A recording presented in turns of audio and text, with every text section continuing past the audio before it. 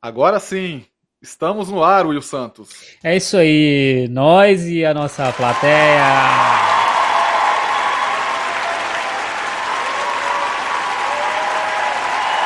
É isso aí, então você que está assistindo, vai deixando o seu like, vai se inscrevendo no canal, porque a gente aqui está sempre trazendo para vocês convidados importantes, interessantes, especiais, então recompense a gente fazendo isso.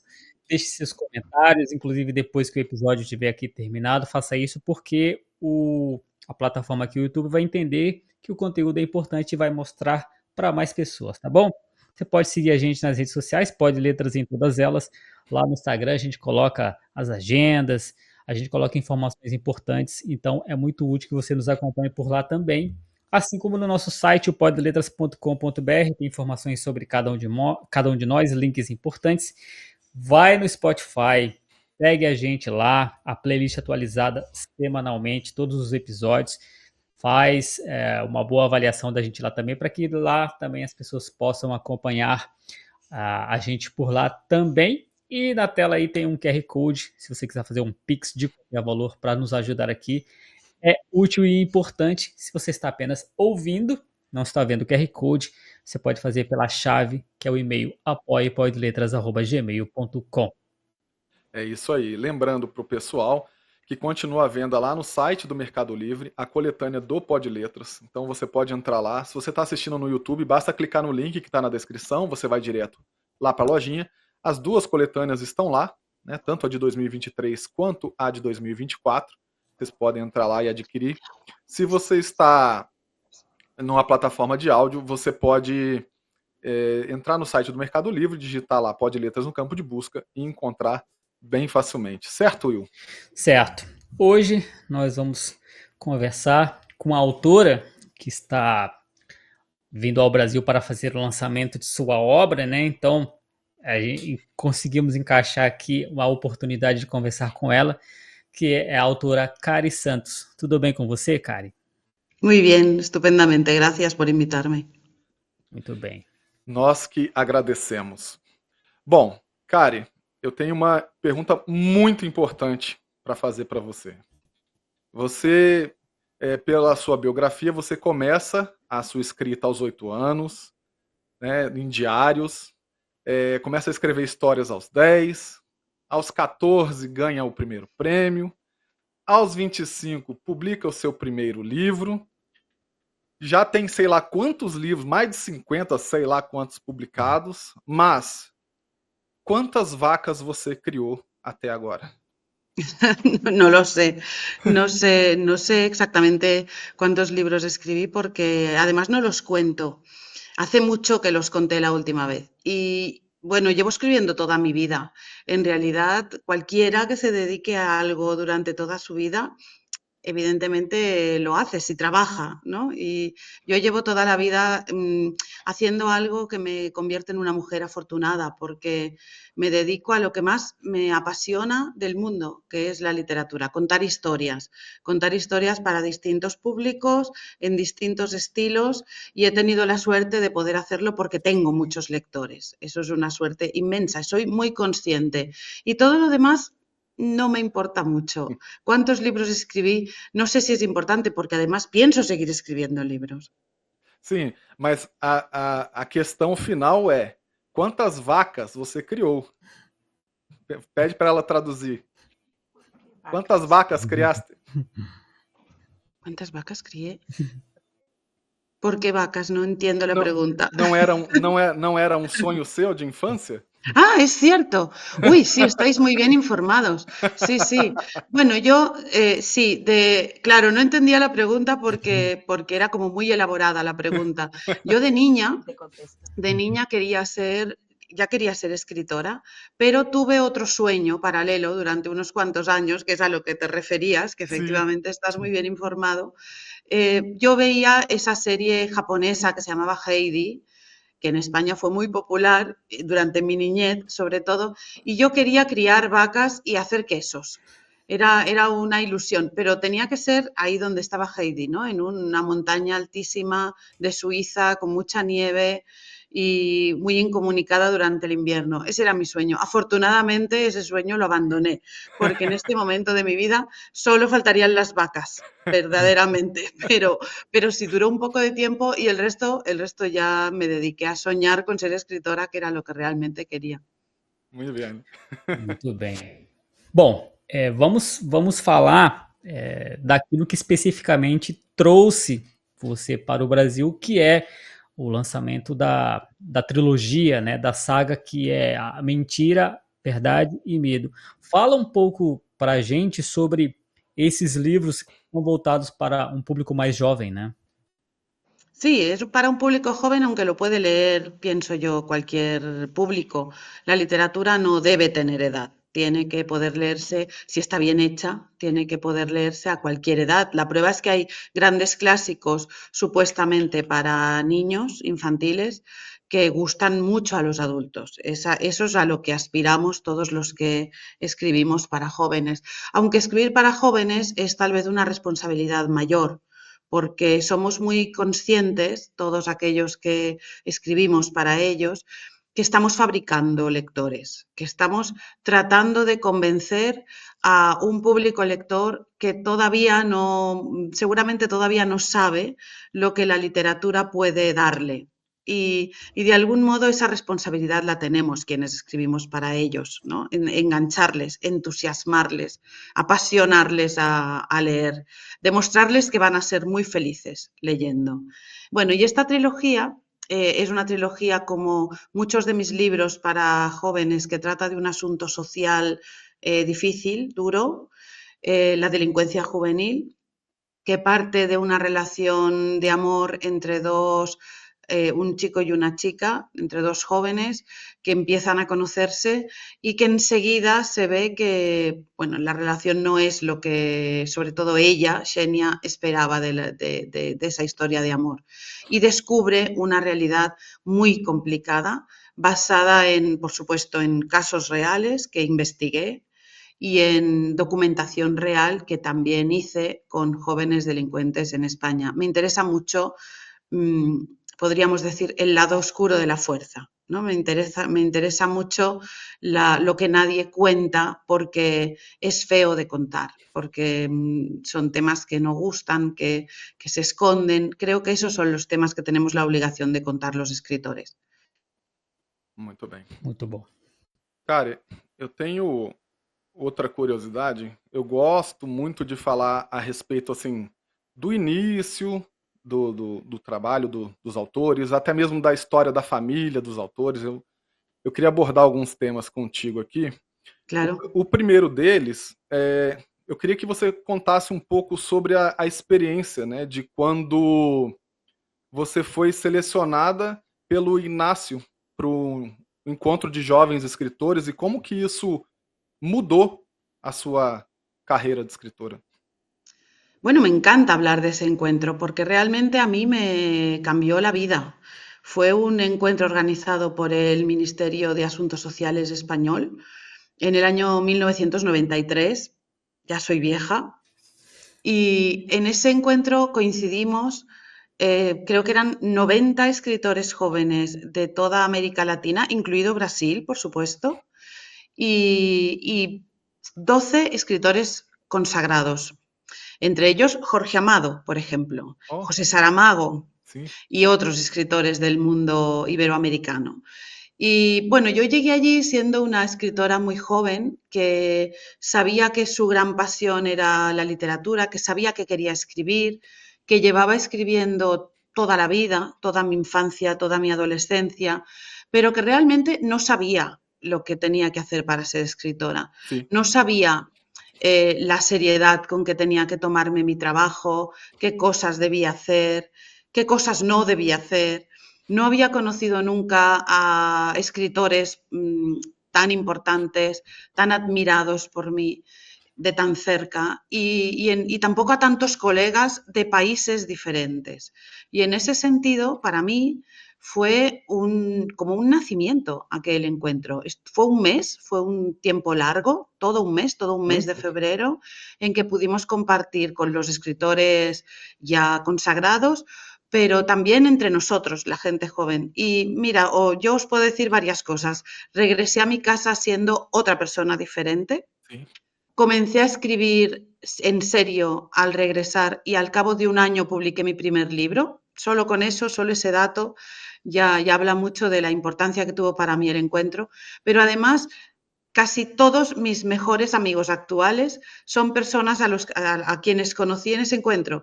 Eso significa que tengo la suerte de tener amigos en todos los países de América Latina, muy lejos, a quienes veo poco, Sí. pero a los que quiero mucho, y que hace ya 30 años que nos conocimos, y nos conocimos en ese Congreso de Jóvenes Escritores que de alguna forma nos cambió la vida a todos, a mí desde luego. Então, daqui a pouco você tem que escrever um livro onde todos os autores se reencontram 30 anos depois e contam as suas histórias. Ha habido algún intento en ese sentido, lo ha habido, porque ya ha hecho... el año pasado se cumplieron 30 años de ese encuentro Sí. y ha habido algún intento de volvernos a reunir, pero lamentablemente estas cosas son mucho más difíciles de lo que parecen, porque en aquel momento todos éramos jóvenes escritores, pero hay mucha gente que ha dejado de escribir. Uhum. También ha habido algunos que hemos hecho mucha carrera, ha habido algunos que, no sé, por ejemplo, me estoy acordando ahora de Guillermo Martínez, por ejemplo. Guillermo Martínez, el autor argentino que no solo ha ganado premios muy importantes en su país y fuera, en el mío también, sino que ha sido adaptado al cine en Hollywood. O sea, que es un autor con una enorme proyección internacional. Y en aquel momento era tan joven, un poquito menos joven que yo, pero era tan joven como todos los demás. Y lamentablemente también ha habido compañeros que han muerto en este tiempo. Y es decir que nunca los reencuentros son tan idílicamente posibles como imaginamos, pero sí sería hermoso que alguien, sobre todo lo que pienso es que sería hermoso que alguien se diera cuenta de lo que hizo, porque fue un encuentro decisivo para muchísimos de los que estábamos allí y que nunca más se realizó. Yo creo que el Ministerio de Asuntos Sociales español gastó tanto dinero en este encuentro que se desanimó. Y creo que se desanimó y no volvió a hacerlo, ¿no? Pero creo que no saben realmente lo que consiguieron. Creo que si supieran el efecto que tuvo ese encuentro en nosotros, en quienes estuvimos allí, lo repetirían, porque realmente fue algo muy decisivo. Muito bom. Agora, Kari, você disse certa vez que sempre tem dois assuntos que você não pode prescindir nas suas histórias, que é a família e a passagem do tempo, né? O passo do tempo. Eu queria saber se esses dois objetos das suas histórias são conscientes sempre que você vai escrever, você pensa em como usá-los nas suas histórias, ou eles vêm depois que você já está escrevendo e percebe que tem uma coisa forte da família e da passagem do tempo nas suas histórias?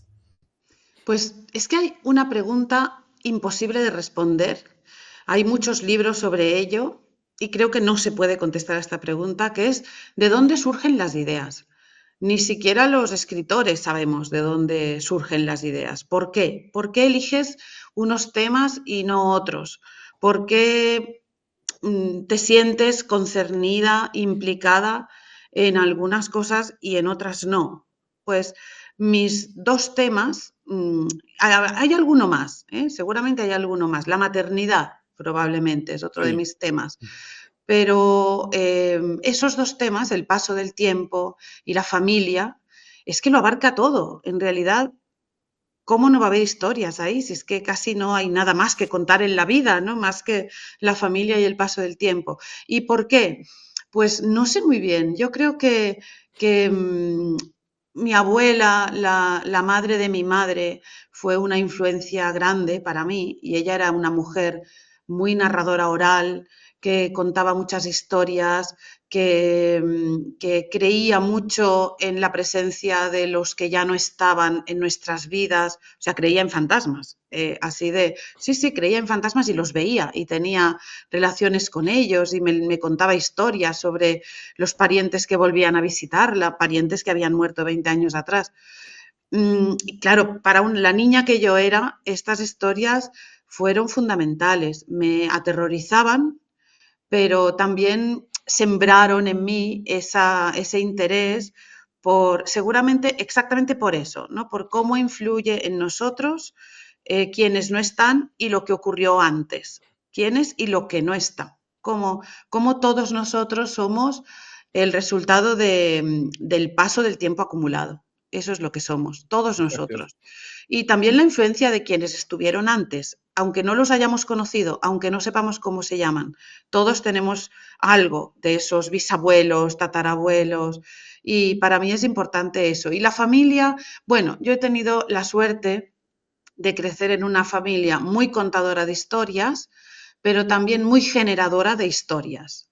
Y generadora, yo quiero que quede claro que las familias felices, como decía Tolstoy, generan pocas historias. Es Hum, decir, que mi familia ha sido compleja, vamos a decir compleja, pero una buena materia prima para sim. escribir. Y eso, bueno, lo agradezco a la vida, a la familia, a mis parientes, y no he tenido más remedio que escribir esas historias.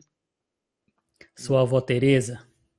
Mi abuela Teresa, sí señor, qué miedo me dais, lo sabéis todo. É, ah, já que estamos falando da sua abuela, fala um pouco da história da mulher e do leiteiro. Ah, E, sí, e você disse que sua avó só leu um livro na vida, né? E sí, da onde ela tirava tantas histórias? Ela inventava? sí se leyó solo una novela que se llamaba Felipe d'Herblay, una novela mala, un folletín, una novela de amor francesa de tercera categoría, pero que siempre leía, leyó toda su vida, la tenía siempre en su mesa de noche y la abría por cualquier parte, como quien lee la Biblia, ¿no? En Ah, cualquier sitio, y cualquier sitio estaba bien.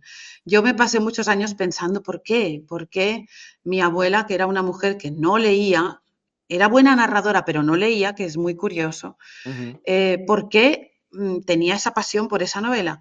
Y ya muy mayor me decidí a buscar un ejemplar y a leerla. Y la leí. Y esa era una historia, Felipe d'Herblay, una novela, como os he dicho, de amor entre una heredera rica de la aristocracia francesa y un pobre campesino que, por supuesto, no puede enamorarse de ella. Claro, lo comprendí todo. Es que esa era la historia de mi abuela. Mi sim. abuela se enamoró del lechero, del hombre más pobre que había en todo su alrededor. Y por él dejó su casa, se escapó de su casa en 1924, que eso en aquel momento era mucho más difícil de hacer que ahora, Sim. y se fue a vivir con una tía de él y se pasó la vida con él. El lechero era mi abuelo y no se arrepintió nunca. Y dejó toda su vida por él, toda su vida de niña rica, niña burguesa, de la burguesía catalana, industrial, de ese tiempo, lo dejó todo y fue feliz con mi abuelo que no tenía nada, aunque llegaron a tener muchas cosas, porque trabajaron mucho. Sim. Pero, claro, entendí por qué nos gustan las ficciones, por qué una novela nos toca el corazón y otra no. Quienes contamos historias sabemos por qué es porque nos vemos en las historias que leemos, nos espejamos en ellas, ¿no? Nos identificamos con ellas. Eso es lo que le pasaba a mi abuela. Sim. Will, deixa eu emendar uma só nisso que ela falou que eu acho que é importante. Kari, e eu tinha uma outra pergunta, já que você falou sobre isso, eu já vou emendar ela aqui. Você sempre começa os romances pelos personagens, né? Tem a ver com isso que você está falando. Historias presentando. Sí, para mí, mira, yo hice una vez, nunca he escrito una obra de teatro en mi vida, una sola. Me gustaría mucho escribir teatro, pero sí he tomado muchos cursos de teatro como alumna. Como estudiante y no sé si habría aprendido a escribir teatro, pero me fue muy bien para escribir novelas, porque el teatro pone todo el interés sobre los personajes. Yo recuerdo un profesor que tuve de escritura teatral que decía, los autores de teatro tienen que saber en todo momento que la actriz o el actor que está interpretando su personaje puede parar el ensayo y preguntarle, ¿y yo ahora por qué estoy sintiendo esto? ¿Por qué estoy diciendo esto? Yo no Sim. quiero decir esto, no me lo creo. Bueno, pues tú tienes que saber responderle a ese actor exactamente por qué su personaje está sintiendo esto. Es decir, tienes que conocer muy bien a tus personajes, como si fueran miembros de tu familia. Y yo siempre comienzo la construcción de las novelas, como dijiste, por la construcción de los personajes, siempre. Para mí, primero aparece un personaje y después ya comienza a crecer la historia que le da sentido a ese personaje y a la vez también el personaje da sentido a la historia. En esta trilogía fue exactamente así. El primero que apareció fue Eric. Eric, que es el personaje principal que recorre toda la trama de principio a fin de las 3 novelas, incluso las 3 que vienen después. Eric es un personaje basado en un muchacho real al que conocí hace muchos años, que, bueno, no voy a decir qué le ocurre para no hacer spoilers de la novela, pero le ocurría exactamente lo mismo que le ocurre a Eric. También estaba en una cárcel de menores y también estaba acusado de un delito de sangre, un delito muy grave, un asesinato en primer grado, en este caso, ¿no? Bueno, fue a partir de conocer a este muchacho que comenzó a dar vueltas por mi cabeza la idea de escribir una novela con un personaje como él. Y alrededor de Eric se construyó todo lo demás. Siempre me ocurre así. Muito bueno. Muito bem. Bom, antes de fazer a próxima, vamos lembrar para as pessoas que estão assistindo aí para deixarem o like, se inscreverem no canal. É muito importante porque a gente quer que esse conteúdo chegue para mais pessoas. Kari, nos autores com os quais a gente fala aqui, existem 2 formações acadêmicas que predominam neles. Uma delas é história e a outra é a advocacia, é o direito. Então é uma constante, uma corrida de... Eu quero saber o que te fez escolher o direito para ter a sua formação académica. Ya observé que hay muchos escritores que son abogados, licenciados en Derecho. No me extraña, porque Derecho es una carrera tan aburrida, tan dura, tan ardua, que tú tienes que escapar de alguna manera del Derecho. Y creo que es una buena creadora de escritores, porque necesitas la imaginación, hay que escapar como sea. Bueno, bromas aparte, yo en eso soy un poco decimonónica, soy como del siglo XIX. En mi casa no entendían que se pudiera estudiar otra cosa. En mi casa solo se podía estudiar Derecho o Medicina. Sí. Mi padre era médico, mi hermano mayor es médico, lo que había que ser en mi familia era médico. Los que no llegábamos intelectualmente a la medicina nos dirigían hacia el derecho. Sí. Es decir, que yo hice unos estudios para los que no tenía ninguna vocación y que no me gustaban nada y, por supuesto, nunca ejercí. Pero fíjate, durante gran parte de mi vida he estado muy enfadada por haber estudiado algo que no aproveché, ¿no? Pero ¿sabes qué? Creo que sí lo aproveché, porque mis novelas tratan muchas veces de asuntos muy difíciles, que tienen que ver con asuntos penales, criminales, y me viene muy bien esa formación. No tengo que preguntarle a nadie cuando quiero escribir sobre esos temas. Y el mismo asunto de algunas de mis novelas también deriva de asuntos que conocí durante mis estudios. Por ejemplo, Mentira. Mentira es una novela que jamás habría escrito si no hubiera estudiado Derecho, sobre todo porque el caso principal en el que se basa es el caso que defendió un compañero mío de la facultad, un compañero mío de los estudios. Y claro, sin él nunca hubiera conocido ese caso, nunca hubiera escrito de él. Por tanto, bueno, ya soy vieja, ya no hace falta estar enfadada por cosas que no tienen remedio. Bom, no caso, o seu colega ainda deu a consultoria da história, né? De graça, né? Contando tudo, ajudando. Muito bom. Bom, já que você falou sobre o seu pai, que é médico, eu sei que seu pai, além de médico, é poeta, né? Ele disse numa carta, através de cartas para sua mãe, que foi como eles se conheceram, que ele era poeta. Eles se conheceram por cartas. Mas como foi que um mandou a primeira carta para o outro? Uy, esa es una historia tan larga que estoy escribiendo una novela sobre ella. Legal. Mi Boa. próxima novela va a tratar precisamente de esta historia de amor de mis padres. Se va a llamar El amor que pasa. Además, mis padres estaban lejos geográficamente. Mi padre vivía en Sevilla, tenía 28 años, y mi madre vivía en Barcelona y tenía 16. Estaban lejos en todos los sentidos, Sí. cronológica y geográficamente. Y bueno, me preguntabas ¿por qué? ¿Cuál fue la primera y Sí, por qué? ¿cómo? La primera fue de mi madre hacia mi padre y la escribió porque, bueno, por dos cosas. Mi madre tenía una obsesión en la vida, que es que quería casarse con un sevillano. Quería casarse con alguien de Sevilla, no con alguien de Andalucía, no con alguien del sur de España, no, tenía que ser de Sevilla, de la ciudad de Sevilla. ¿Por qué? No sé, yo se lo pregunté muchas veces, mi madre murió el año pasado, se lo pregunté muchas veces y siempre me decía lo mismo, es que los hombres que yo conocía eran todos muy aburridos, los sevillanos me parecían más graciosos, más simpáticos. Sí. Y por eso ella quería un sevillano. Y mi padre se anunció, salió un anuncio solicitando correspondencia, estas cosas que pasaban en esos años, estamos en los años 50 Sí.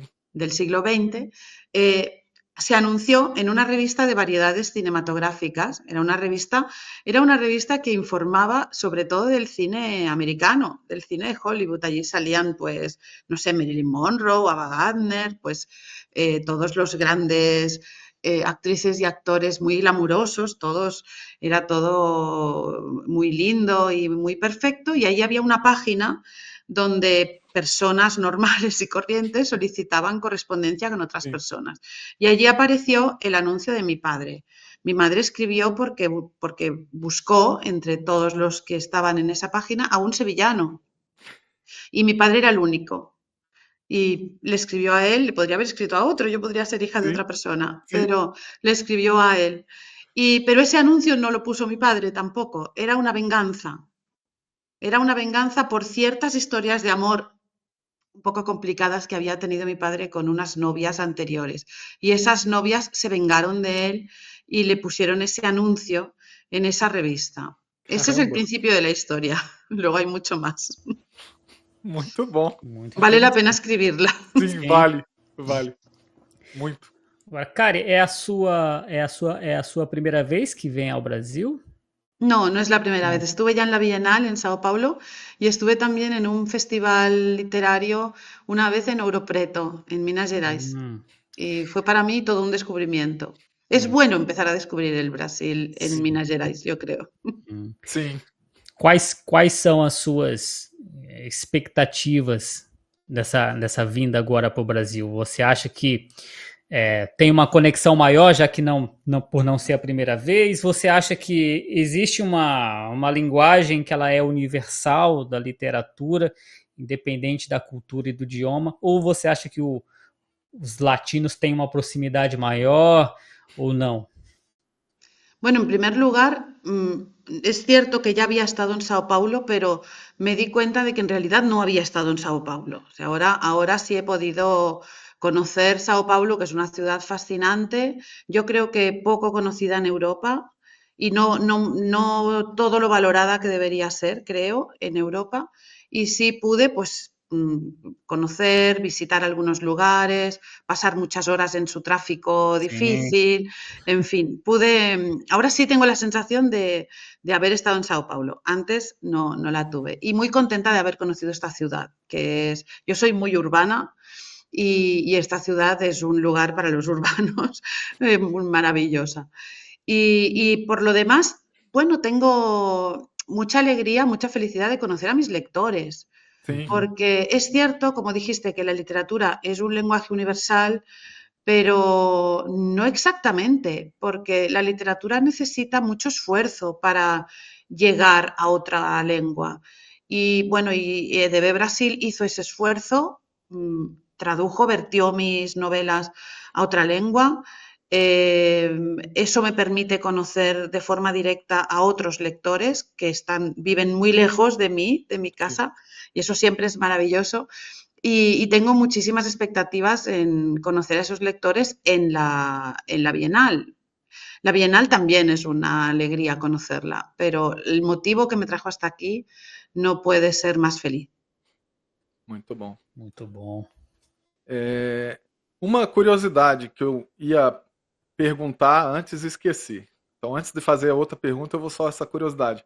Encontrou a gravação do poema do teu pai na Rádio Nacional, não? No, Não que encontrou. no, de momento no, sigo buscando, sigo buscando.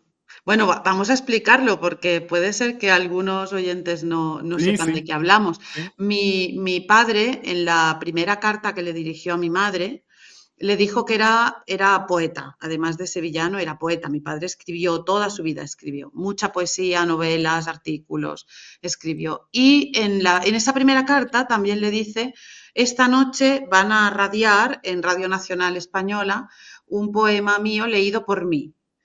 Y le dijo que la escuchara, que escuchara esa radiación, ¿no? Ese momento en que él iba a salir recitando su poesía.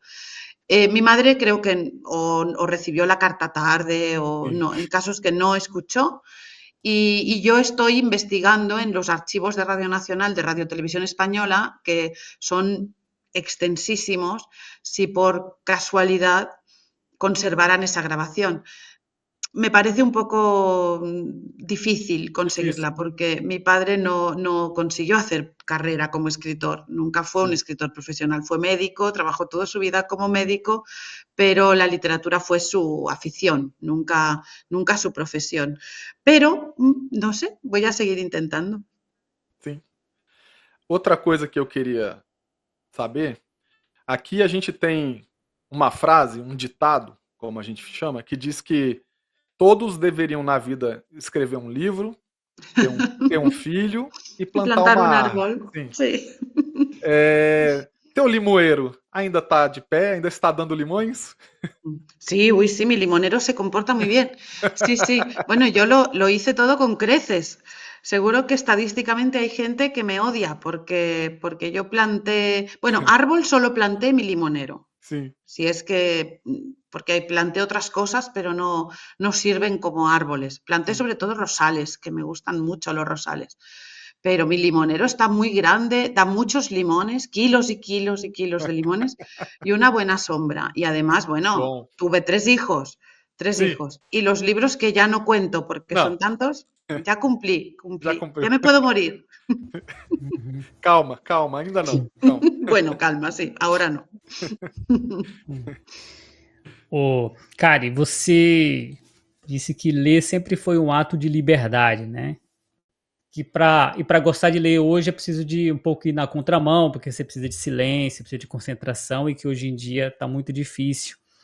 Você acredita que esse é o grande desafio hoje dos escritores para angariar mais leitores, porque a concorrência é grande de redes sociais e dessa pressa e dessa falta de poder de concentração, essa ansiedade que está tomando conta de todo mundo?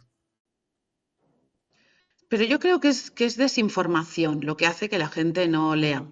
Claro, creo que primero, esta fiebre por las pantallas, por la velocidad, en algún momento tendrá que acabar, Sí. porque no es buena para nosotros. Ya no nos concentramos en nada. Solo hay que ver la gente que está sentada en un restaurante, están todos mirando sus teléfonos, pero ¿por qué? Mira a tu amigo, a tu pareja, a tu compañero de trabajo.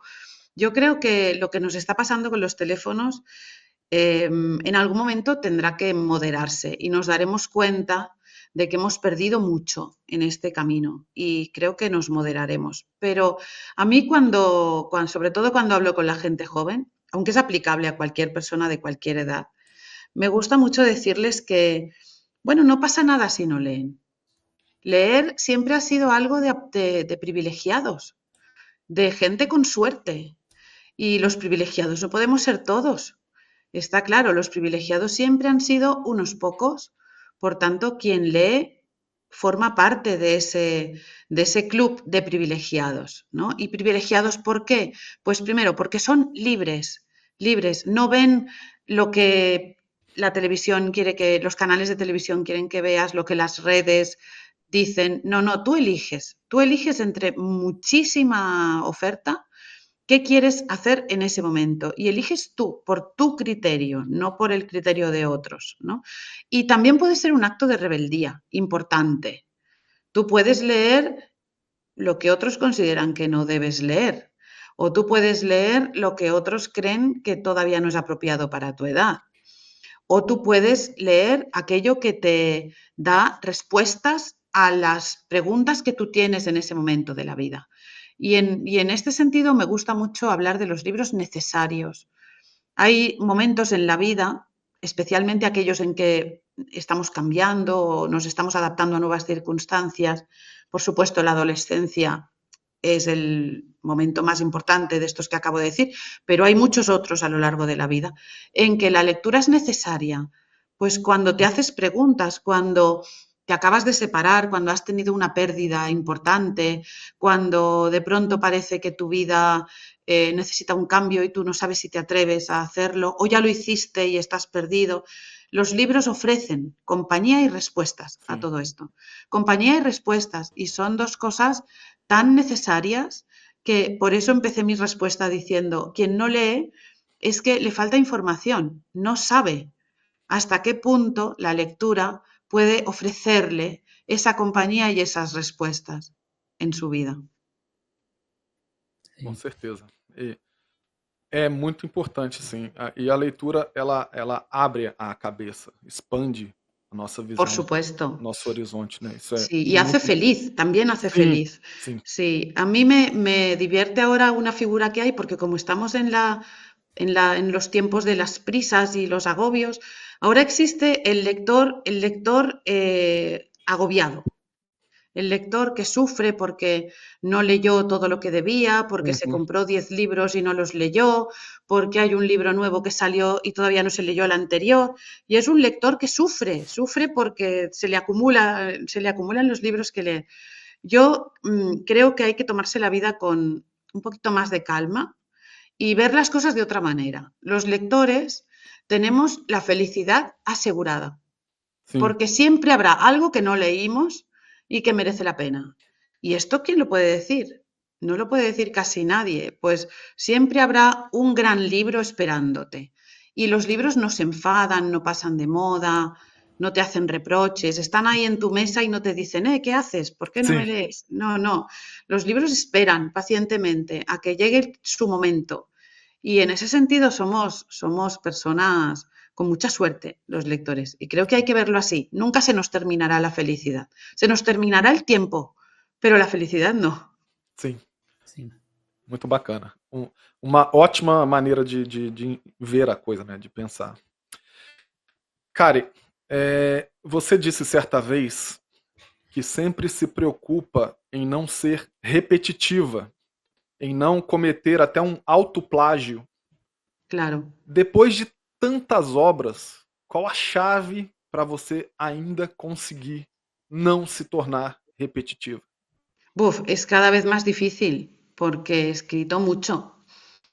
Yo no sé, si pusiera todas las palabras que he escrito una detrás de otra, no sé si darían varias vueltas al mundo. Muchos años de mi vida, muchas historias, y cuesta mucho precisamente esto, no volver a caer en lo mismo, no volver a contar lo mismo, salir de tu zona de facilidad, porque todos los escritores tenemos un terreno en el que nos sentimos más cómodos, que nos sale con más soltura, ¿no? Con más facilidad. Y hay que huir de eso. Yo imparto talleres de escritura creativa y siempre hay un día que les pido a mis alumnos que escriban lo que no escribirían nunca y de la manera en que no lo escribirían nunca. Que huyan de su facilidad, ¿no? De lo que les sale de manera natural.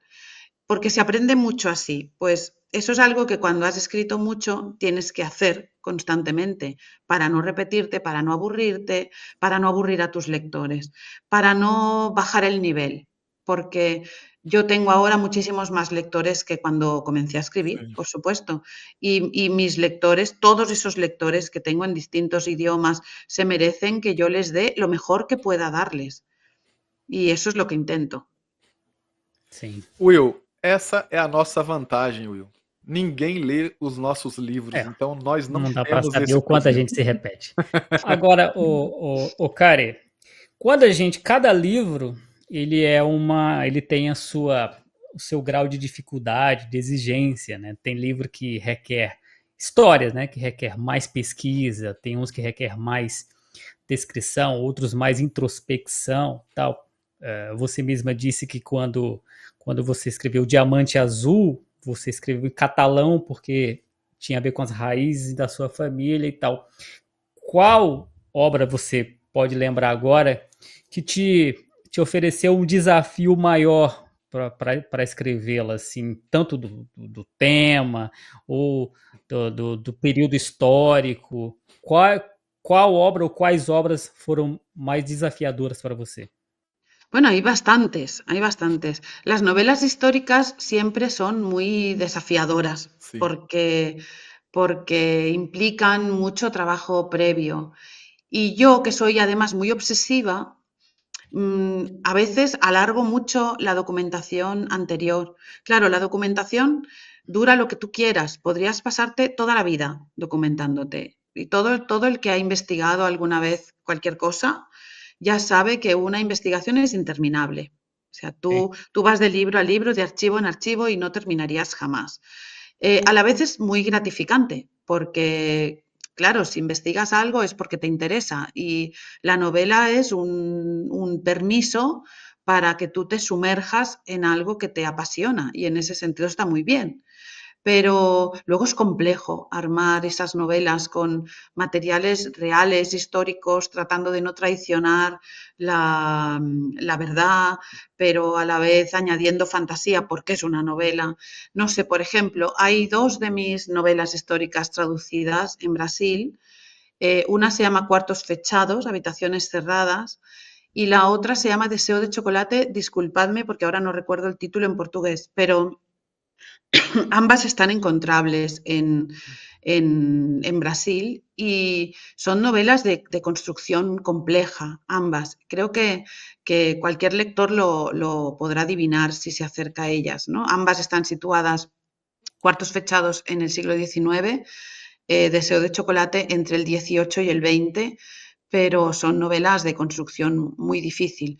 De todos modos, no sé si lo más difícil que he escrito en mi vida no acabará siendo esta novela sobre mis padres, precisamente por todo lo contrario, porque estoy partiendo de materiales tan cercanos a mí, tan emocionalmente importantes para mí, que encontrar el equilibrio entre la realidad, la historia, sin traicionar la historia real y la ficción, está siendo muy difícil. Muito bem. Quartos fechados e Paixão por Chocolate. Me lo estaban cantando en este momento. Uhum. Tatiana es eficacísima. Aliás, o Habitações Cerradas que foi adaptado, né, para uma minissérie de sucesso Sí, na TV. Muito bom. Então sí, fica aí a dica para as pessoas procurarem, né? Quartos sí, fechados. y cualquiera puede verlo porque está disponible en la página de Televisión Española y en abierto. Cualquiera puede verlo. Aliás, Muito bom. vamos aproveitar, gente, é sempre uma curiosidade, né? Que a gente pergunta para os autores o que eles acharam da adaptação da sua obra para uma outra plataforma, no caso dessa, um audiovisual. Ficou Bueno, satisfeito?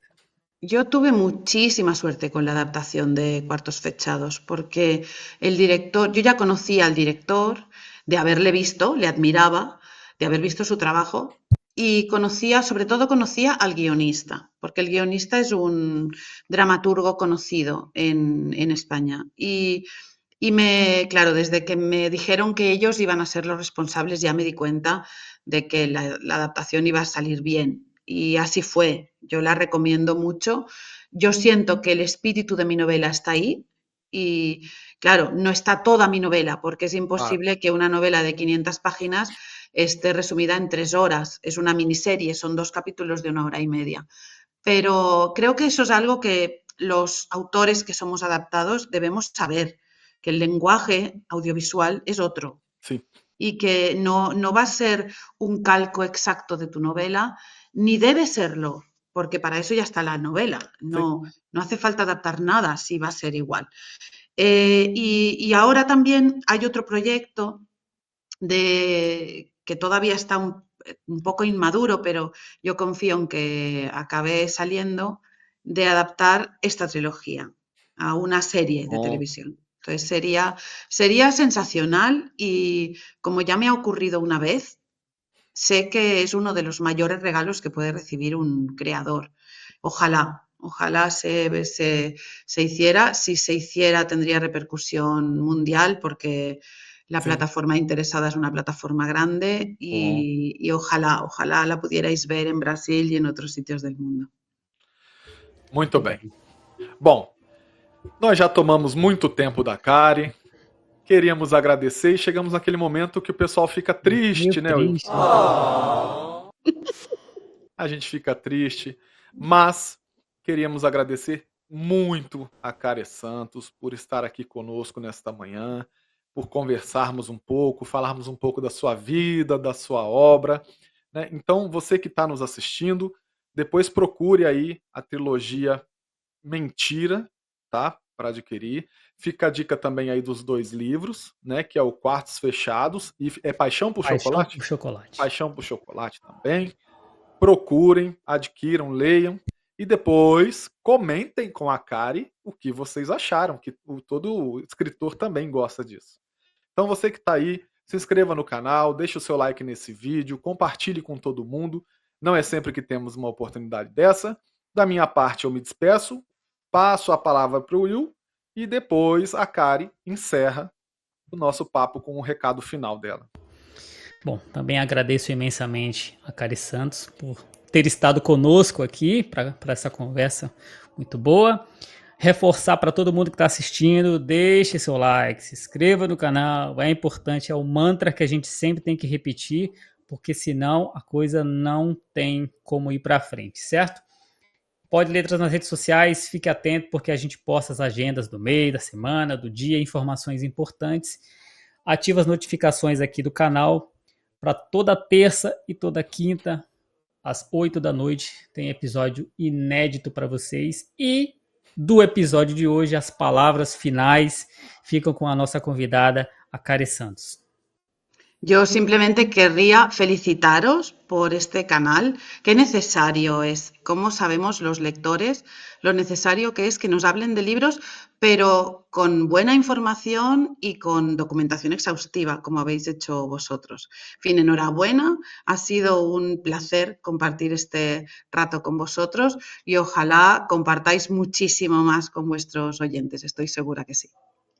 Muito bom. Então, gente, até a próxima. Muito obrigado. Valeu. Tchau, tchau. Tchau, tchau. Chao.